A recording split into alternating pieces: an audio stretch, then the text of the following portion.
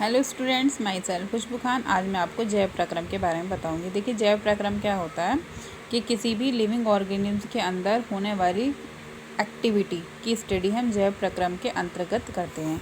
देखिए, अब जैव प्रक्रम में आता क्या है। सबसे पहला आता है पोषण। देखिए, पोषण क्या होता है, हमें कार्य करने के लिए ऊर्जा की आवश्यकता होती है। वो ऊर्जा हमें हमारे पोषण से मिलती है, ठीक है, न्यूट्रिशन से, ठीक है। अब हमारे पोषण में हमारी बॉडी की अंदर काफ़ी सारी केमिकल रिएक्शन होती है, मेटाबॉलिक प्रोसेस होती हैं, ठीक है। अब वो मेटाबॉलिक प्रोसेस तभी ठीक से हो पाएंगे जब हम खाना खाएंगे, ठीक है, पोषण लेंगे, ठीक है। अब जैसे कि ऊर्जा लेने के लिए हम क्या ईट करते हैं, कार्बोहाइड्रेट है, फैट्स है, इससे हमें ऊर्जा मिलती है। मिनरल है, विटामिन्स, हमें इन सब चीज़ की नीड होती है ना। विटामिन्स जैसे होते हैं हमारी बॉडी की मेटाबॉलिक प्रोसेस को कंट्रोल करते हैं, जैसे, और हमारी बॉडी की ग्रोथ के लिए रिस्पॉन्सिबल होते हैं। जैसे कि हम देखते हैं विटामिन ए हमारी आइज़ की ग्रोथ के लिए अच्छा माना जाता है। विटामिन डी हमारी बोन्स के लिए अच्छा माना जाता है, ठीक है। विटामिन सी खट्टे फलों में पाया जाता है, ठीक है। और हमें वाटर की भी नीड होती है। अब देखिए, हमें एक तरह से पूरी अपनी लाइफ परफॉर्मेंस करने के लिए पोषण की आवश्यकता होती है। और पोषण हमें विभिन्न प्रकार के पदार्थों से मिलता है, जैसे कि हम दाल होती हैं, है ना, अनाज होता है और सब्ज़ी हैं, ठीक है। तो अब हम क्या करते हैं, हमने खाना खाया, खाना खाने के बाद क्या होता है, हमारे बॉडी के अंदर डाइजेस्टिव सिस्टम पाया जाता है। वो डाइजेस्टिव सिस्टम क्या करता है, फूड का डाइजेशन करता है, ठीक है। डिफरेंट टाइप के एंजाइम्स, हम जैसे हमने खाना खाया, खाना खाने के बाद में जैसे हमारा बॉडी माउथ में फूड ने हमारे माउथ में एंटर करने के बाद में फेरिंग से होता हुआ इसोफेगस में एंटर करता है। जब स्टमक में जाता है, डिफरेंट टाइप की एंजाइमेटिक एक्टिविटी होती हैं। फिर स्टमक के बाद में फूड स्मॉल इंटेस्टाइन में जाता है। स्मॉल इंटेस्टाइन में प्रॉपर फूड का डाइजेशन होता है, ठीक है। और वहीं पर फूड का एब्जॉर्प्शन भी होता है, जो सेलेक्टिव पार्टिकल, मतलब जो हमारी बॉडी के लिए यूज़फुल मॉलिक्यूल्स होते हैं, वो हमारी बॉडी से एब्जॉर्ब कर लिए जाते हैं, ठीक है। और जो वेस्ट होता है हमारी बॉडी से, वो रिमूव कर दिया जाता है पीसेस के रूप में, ठीक है। अब देखिए, पोषण आई होप समझ गए होंगे। तो पोषण किन के अंदर होता है, किसी लिविंग ऑर्गेनिज्म के अंदर ही तो होता है। तो पोषण भी क्या हो गई, एक जैव प्रक्रम के अंतर्गत आने वाली प्रोसेस हो गई, ठीक है, लाइफ प्रोसेस, ठीक है। अगर कोई सेल लिविंग है, कोई ऑर्गेनिज्म लिविंग है, तो उसको न्यूट्रिशन की आवश्यकता होती है, ठीक है। और हमें जैसे कि आप लिख सकते हैं, कार्बोहाइड्रेट की नीड होती है, विटामिन्स की, मिनरल्स की, फैट की, वो हमें हमारे पोषण से ही मिलता है। क्योंकि हम अगर खाना नहीं खाएंगे तो हमारी बॉडी की ठीक से ग्रोथ नहीं हो पाएगी, ठीक है। तो ये एक प्रॉपर्टी होती है लाइफ जैव प्रक्रम की।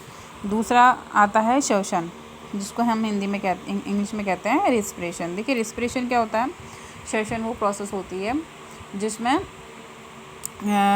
जिसको हम एक तरह से मेटाबॉलिक प्रोसेस कह सकते हैं, कैटाबॉलिक रिएक्शन, ठीक है। तो इसमें क्या होता है, हर सेल, हर कोशिका, हर ऑर्गेनिज्म सांस लेता है, ठीक है।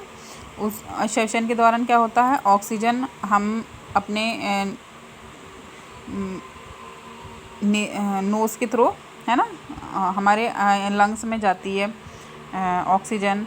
फिर हमारे जो लंग्स होते हैं वो क्या करते हैं, ऑक्सीजन को एब्जॉर्ब करते हैं, और एब्जॉर्ब करने के बाद में ब्लड तक ऑक्सीजन पहुंचा दिया जाता है। ब्लड से फिर क्या होता है, वो ऑक्सीजन पूरी बॉडी में हमारे सर्कुलेट होता है। सर्कुलेट होने के बाद में हर कोशिका में जब ऑक्सीजन एंटर करता है, तो हर उन कोशिका में फूड की कुछ कार्बोहाइड्रेट यानी ग्लूकोज की अमाउंट होती है। फिर उससे क्या होता है, उस ऑक्सीजन से वो ग्लूकोज का ब्रेक डाउन होता है, ठीक है। तो श्वसन यही, और जो वेस्ट के रूप में आता है वो होती है कार्बन डाइऑक्साइड। यानी हम रिस्पिरेशन में क्या करते हैं, ऑक्सीजन लेते हैं और कार्बन डाइऑक्साइड बॉडी से रिमूव करते हैं।